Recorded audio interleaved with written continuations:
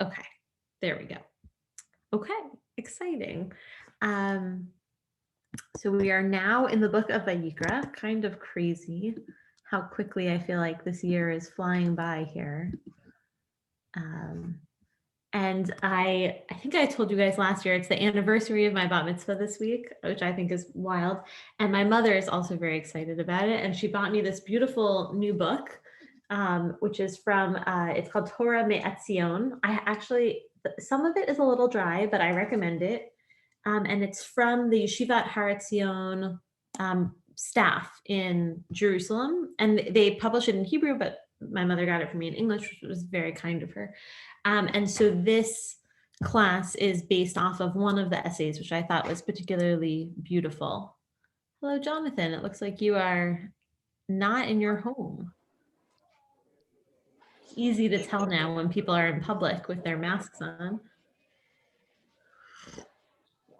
Rabbi, so I put the name of the essay and the teacher at the bottom, but his name is Rav Chanoch Waxman. And so he had this great idea that I had not seen before about the idea of the mincha. So hello, Debbie, welcome. So the book of Vayikra opens, the Parsha of Vayikra is sort of an overview of the different types of korbanot that you could bring in the Mishkan. And it starts with the 3 voluntary offering categories, the Olah, the Mincha, and the Shlamim. And then it talks about the 2 different types of chatat offerings, which are the mandatory offerings, when, if you do something wrong, that you have to bring a korban. And within the 3 voluntary offerings, the trio of offerings, the mincha is a non-animal korban. So the olah and the shlamim both are sheep. Oh, Jonathan, do you just want to mute while you're out and about here? I'm going to mute for you, and you can unmute when you're ready. So they're animals, different types of animals, and the mincha is like more like a pancake or a, I don't know, some kind of fried dough thing. And so the first, let me just move this here. Whoops, it looks like I missed something in the chat. Oh, thank you, Dan. Thank you. Okay, so the first pasuk of the second chapter, talking about this mincha category, says v'nefesh takriv korban mincha laHashem sola yiyeh korbano v'yatzak alaha shemen v'natan alaha levona.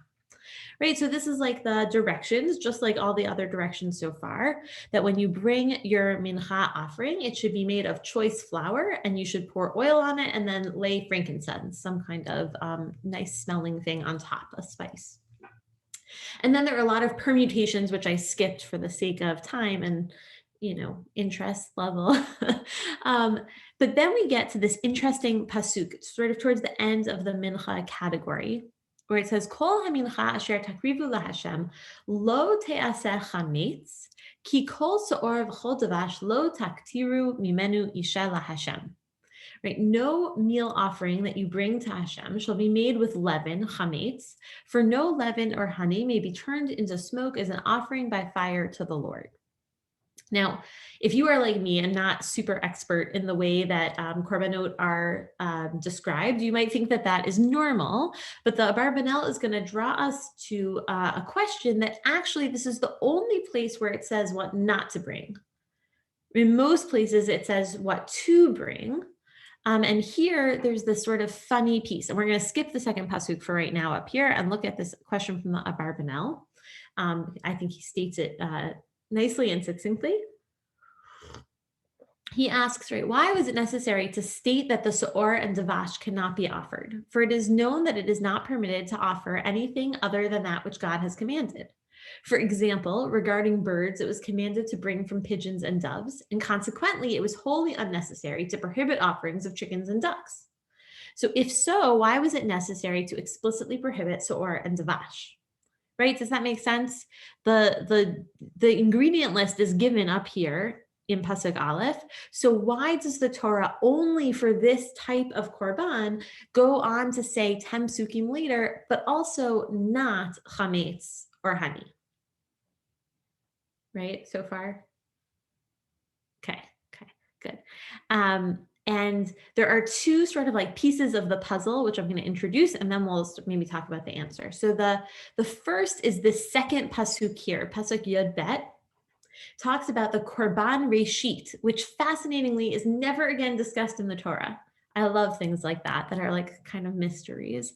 We'll learn more about what maybe we think it is later, but this Korban Reshit, translated as an offering of choice products here, Takrivu otam laHashem, ve'el hamizbeach lo ya'alu l'reach nichoach. So what the text is adding here is this chametz, the seor and the vash that you're not allowed to use for your mincha offering, you can use for this korban reshit. And that is an interesting component that we'll revisit. And then the second piece is to skip forward to Parshat Tzav just to make it more explicit. Here, what parts of the korban are eaten by Aaron and his sons, by the Kohanim. And so here it says that the noteret, the extra, v'hanoteret mimenu yochlu Aharon uvanav matzot te'achal b'makom kadosh b'chatzar ohel moed yochluha lo te'afeh chametz chalkam natati ota me'ishai kodesh kodoshim hi kechatat v'ka'asham. Right, so what does it mean to bring unleavened flour? Here the Torah is pretty explicit, it spells it out. That's matzah, right? That's the thing that we know what it is.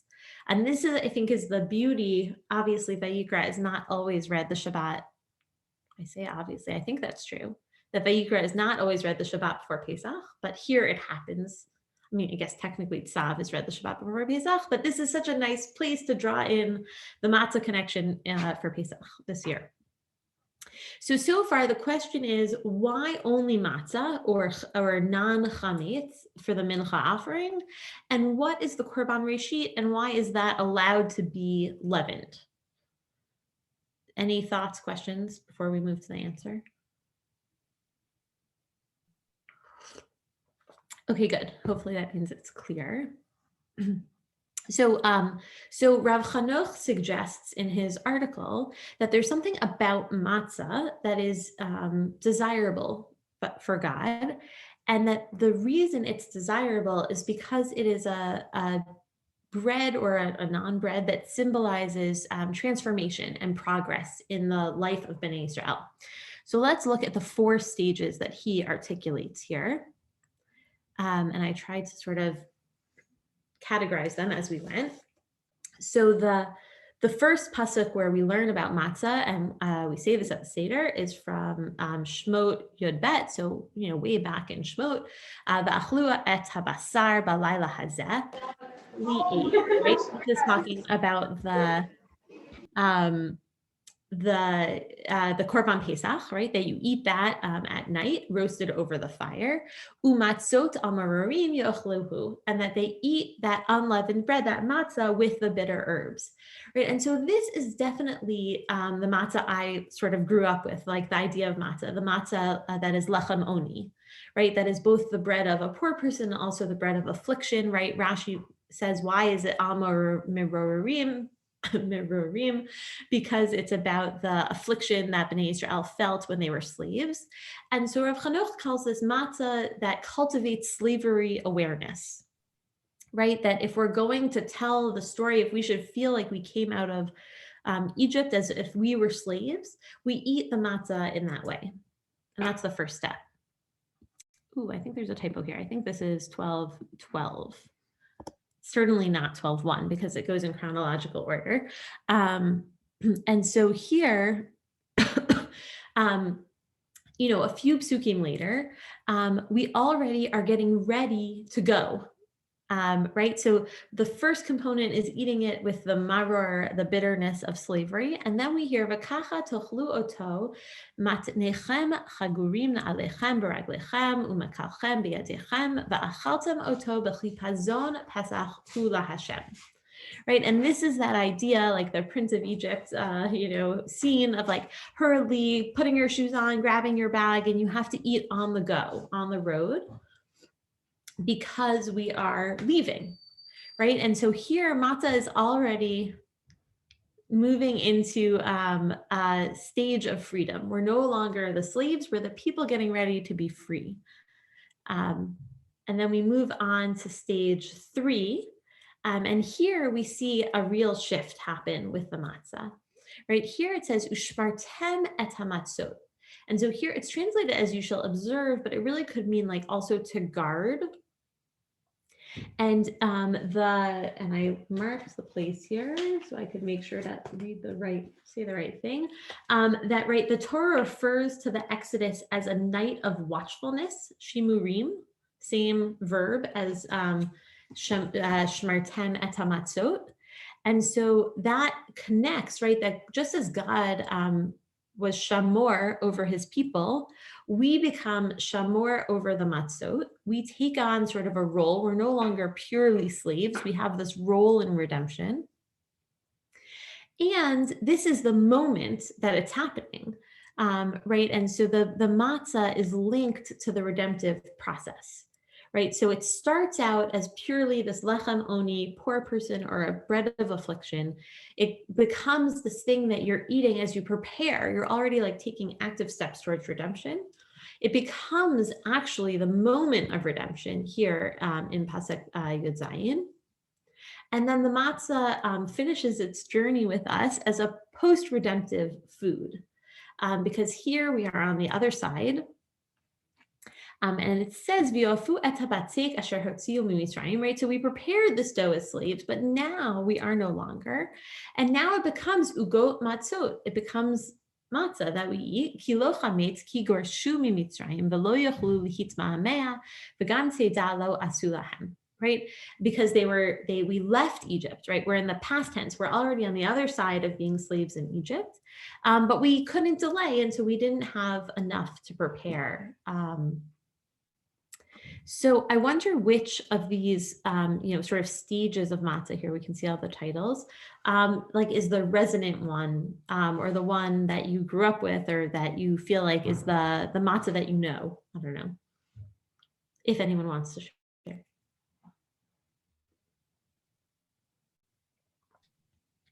We have 3 matzot at the Seder. Maybe all 3 of them are the matzot.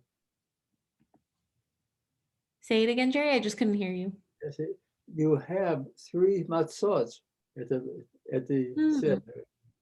Uh-huh. The 3 matzot. In the middle one, you break in 2, so it seems like perhaps that's the chipazon. That's nice. I like that. That one of the matzahs, like maybe the bottom matzah, is the matzah of slavery awareness, right? Then the sort of preparation for freedom, of moment of redemption, is the middle matzah that maybe gets broken in half, and then the third matzah is the matzah of our post redemption. That's beautiful. What a nice way of symbolizing it on the table. I think I had always thought of matzah as the lechem oni, especially because we say this at the Seder about maror and the bitterness. And thinking about matzah as this thing that evolves and changes with the people, I think is really interesting. Rav Chanoch points out, like, nowhere in the Torah do we devote this many psukim to talking about bread, right? Or any other food, really. But matzah really seems to symbolize something about us as a people, and how we grow and change from slaves to free people. And so that brings us to our second clue, which is about the korban reshit. Right, so we learned in this part about not using dafka, so'or, and zavash for your mincha, that it is acceptable for this korban reshit, which is kind of a mystery because we don't see it again. But most commentaries feel like the korban reshit really refers to this korban here, where it also explicitly tells you to use chametz. And so the pasuk is mimishvotechem taviu lechem tenufa shtayim shnei asronim solet hiyena chametz ta'afena bikurim laHashem. So a moment of trivia. Does anyone know which korban this is referring to? It's like a famous one, but it's kind of a mystery, I think, the way it's described. So this is talking about Shavuot, right? The Chag Bikurim. Certainly, I would not have known had I not read it. right? And so here you actually bring bread, right? And I think that there is sort of a thread that maybe we'll explore later of the unleavened to leavened, right? The Pesach to Shavuos transformation, the weeks of the Omer, sort of allowing us to leaven ourselves, right? And that matzah is us as slaves, and bread is us as like the puffed up free people that we've become, and we can offer ourselves to God in that way. And I think that often that in that dichotomy, the matzah gets like the short shrift, right? That's like the poor unfinished product, and the bread is like the beautiful thing that we want to have. And what Rav Hanoch suggests, which I think is so beautiful, is that the voluntary offerings are the ones that we start with. We don't start with the chatat. And then, like, by the way, if you want to bring something else, you can. We start with the offerings that you want to bring. And although translated as sacrifices, right, korban's root is karov, lekarev, right, to get closer to God. And Rav Hanoch suggests that when you want to get closer to God, the way to do that is to bring your sort of real, transforming, ever-evolving self to the table, and not your puffed up, finished product. Right, that like an honest relationship with anyone, and certainly with God, stems from our ability to bring our matzah self to the table, not our chametz self to the table. And there's a time and a place for the chametz self, right? And Shavuos is that time and place. But generally, right, when you want to have that open conversation, that the way to do it is to be real and to be honest. And that matzah is really that the way of symbolizing that in our life. So I thought it was a beautiful way to start out a book that is bound to be sort of gory and a little yucky, is to remember that really I think the ultimate goal of the book of Vayikra is about how to draw closer to God, how to be karov through korban, and that to start by remembering that really the best way to be karov is by being like an honest representation of oneself, is a really nice intention to set at the beginning of Vayikra. But I welcome thoughts, pushback, comments. I thought that was awesome. This first time I ever heard that the matzah self and the chametz self. It's wow. I have a lot to work, a lot to think for the rest of the season, the rest of my life. That was beautiful. A korban is a gift. In a gift, you give of yourself, gratitude and gift and love and God. It's all together right there. So nice. Yeah, that's great. Right. And what better way to give a gift of oneself, right? I think often I certainly fall into the trap of thinking like people only want your best self, but I think people really want your real self in life. For the most part. Sometimes. But it's okay to let those pieces show, because it shows this process and progress, and that can be wonderful.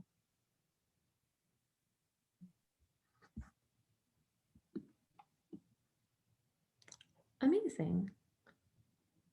Well, I realize that next Thursday may be a slightly chaotic night. I will show my matzah self. It will be a slightly chaotic night for me. You will already probably be all ready for Pesach in your homes, but I imagine that it might not be a good night to study the Parsha. So I think we should take a break, unless we all want to show each other washing our countertops. But if the week of Chol Hamoed works for you guys, I'm more than happy to teach then. Yes. I would definitely miss if we did 2 weeks in a row. I recorded the video again for this week, and Karen asked if I was still planning to teach. I said, well, of course, I'd rather teach than do the video, see my friends, my Parsha friends. Good. So we'll take a break next week, and I wish everyone a Chag Kasher v'Sameach and wonderful Sidarim, and then we'll pick up again during Chol Hamoed. Wait, so before you go, Thank you so much. Thank you. The anniversary of your bat mitzvah. Is the anniversary of my bat mitzvah what? Did you say this was the 25th anniversary of your bat mitzvah? Is that what It you is. said? And your daughter's bat mitzvah too, or did I No, get that no. wrong? Oh man. Whew. I would have had such a young child. I would have been so young. I would have been a baby. Got it. Okay. No, my eldest daughter is turning 8 this fall, so she's 7. Oh, okay. The 25th anniversary of my bar mitzvah was my son's bar mitzvah. Oh, Oh my gosh! So you did have kids when you were a baby. I was 25. So if you do the math. And actually, we just had a member of our show who now it's the 3rd generation that is sharing the same bar mitzvah party, Parsha. wow. Wow. Wait, so that's what you and your son were the same Parsha also? Yes, exactly. The same Parsha. In this family, it's the 3rd. It's grandfather, father, and son, grandson. That is so cool. And Oh, I they wish share that it were with true in you, my actually. family. That's amazing.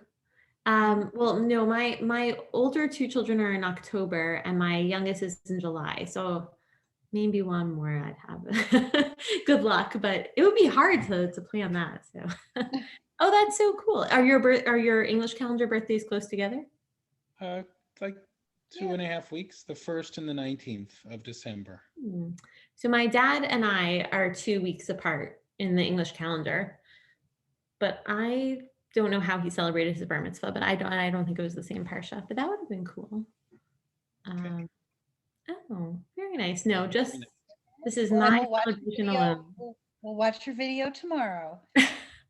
That part is really, it's very hard to watch yourself speak and then, not want to record over 6,000 times. So I drew the line somewhere. Was it easier? This is the 2nd time you've done it. Did it get easier? It was easier. I took a different approach. I'll pull back the curtain. The first time I'm a writer. And so I really like to write everything down. So every sentence is like perfectly crafted, but I did not like that it looked like I wasn't looking at the camera when I delivered it that way. So instead, I just sort of memorized like a few things I wanted to say and then sort of ad-libbed as I went. So in some ways that was very freeing.